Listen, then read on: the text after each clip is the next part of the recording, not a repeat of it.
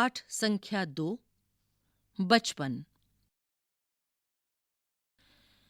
मैं तुम्हें अपने बचपन की ओर ले जाऊंगी। मैं तुमसे कुछ इतनी बड़ी हूं कि तुम्हारी दादी भी हो सकती हूं, तुम्हारी नानी भी, बड़ी बुआ भी, बड़ी मौसी भी। परिवार में मुझे सभी लोग जीजी कहकर ही पुकारते हैं। हाँ, मैं इन दिनों कुछ बड़ा बड़ा यानी उम्र में सयाना महसूस करने लगी हूं। शायद इसलिए कि पिछली शताब्दी में पैदा हुई थी।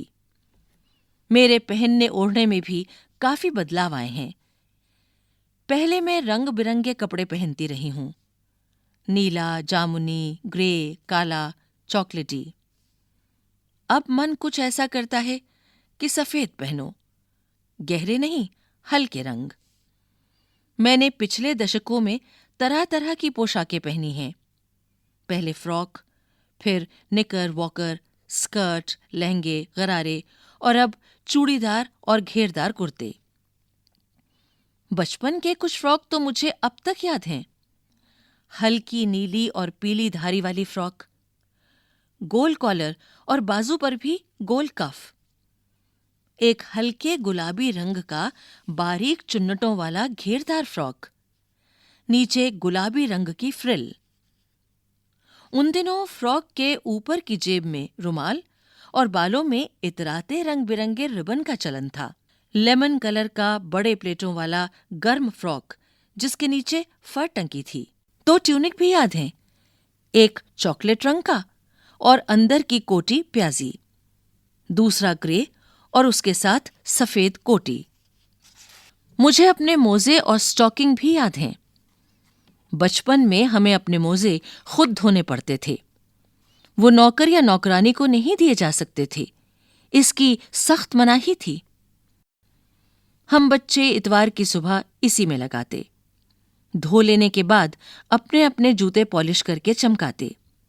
जब जूते कपड़े या ब्रश से रगड़ते तो पॉलिश की चमक उभरने लगती। सरवर, मुझे आज भी बूट पॉलिश करना अच्छा लगता है। हालांकि अब नई नई किस्म के शू आ चुके हैं।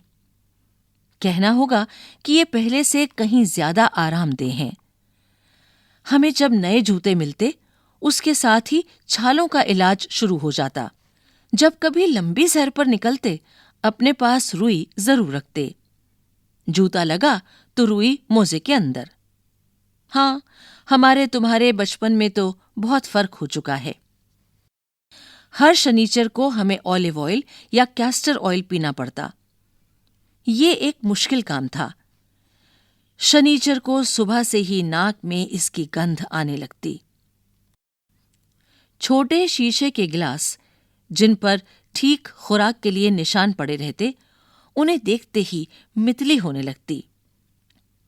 मुझे आज भी लगता है कि अगर हम न भी पीते वो शनिवारी दवा तो कुछ ज्यादा बिगड़ने वाला नहीं था। सेहत ठीक ही रहती। तुम्हें बताऊंगी कि हमारे समय और तुम्हारे समय में कितनी दूरी हो चुकी है। यहां तक कि बचपन की दिलचस्पियां भी बदल गई हैं।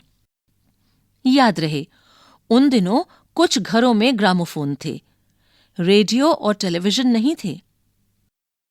हमारे बचपन की कुल्फी आइसक्रीम हो गई है। कचौड़ी, समोसा, पैटीज में बदल गया है। शहतूत और फालसे और खसखस के शरबत कोक पेप्सी में। उन दिनों कोक नहीं, लेमनेड, विम्टो मिलती थी। शिमला और नई दिल्ली में बड़े हुए बच्चों को वेंगर्स और डेविको रेस्तरां की चॉकलेट और पेस्ट्री मजा देने वाली होती। हम भाई बहनों की ड्यूटी लगती शिमला मॉल से ब्राउन ब्रेड लाने की। हमारा घर मॉल से ज्यादा दूर नहीं था। एक छोटी सी चढ़ाई और गिरिजा मैदान पहुंच जाते। वहां से एक उतराई उतरते और मॉल पर। कन्फेक्शनरी काउंटर पर तरह तरह की पेस्ट्री और चॉकलेट की खुशबू मन भावनी। हमें हफ्ते में एक बार चॉकलेट खरीदने की छूट थी। सबसे ज्यादा मेरे पास ही चॉकलेट टॉफी का स्टॉक रहता। मैं चॉकलेट लेकर खड़े खड़े कभी ना खाती। घर लौटकर साइड बोर्ड पर रख देती और रात के खाने के बाद बिस्तर में लेटकर मजा ले ले खाती। शिमला के काफल भी बहुत याद आते हैं।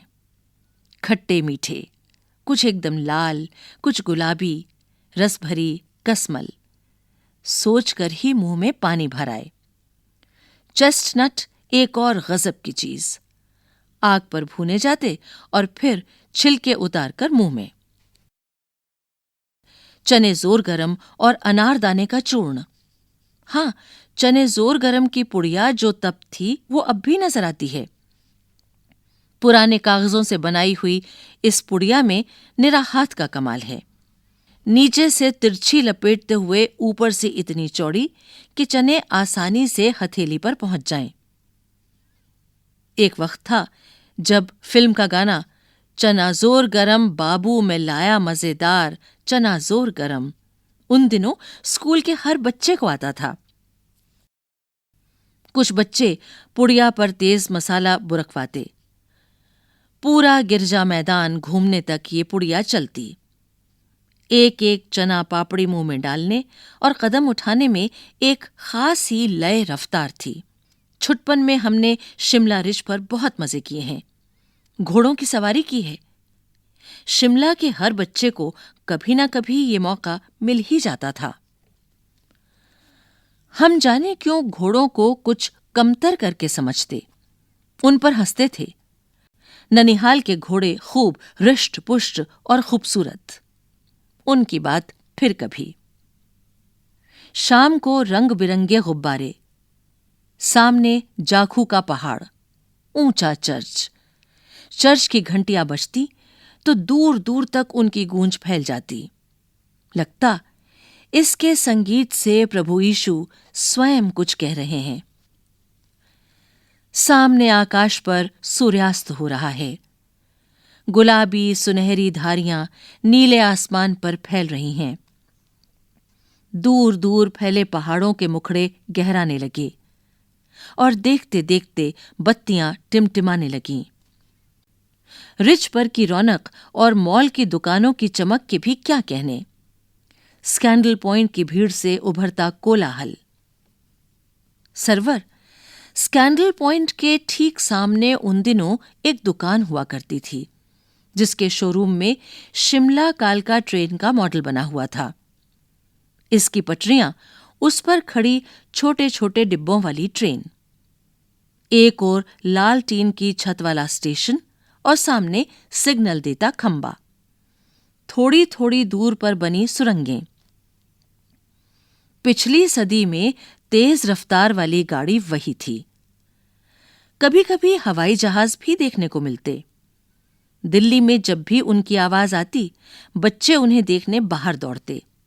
दिखता एक भारी भरकम पक्षी उड़ा जा रहा है पंख फैलाकर। ये देखो, और वह गायब। उसकी स्पीड ही इतनी तेज लगती। हाँ, गाड़ी के मॉडल वाली दुकान के साथ एक और ऐसी दुकान थी जो मुझे कभी नहीं भूलती। यह वह दुकान थी जहां मेरा पहला चश्मा बना था। वहां आंखों के डॉक्टर अंग्रेज थे। शुरू शुरू में चश्मा लगाना बड़ा अटपटा लगा।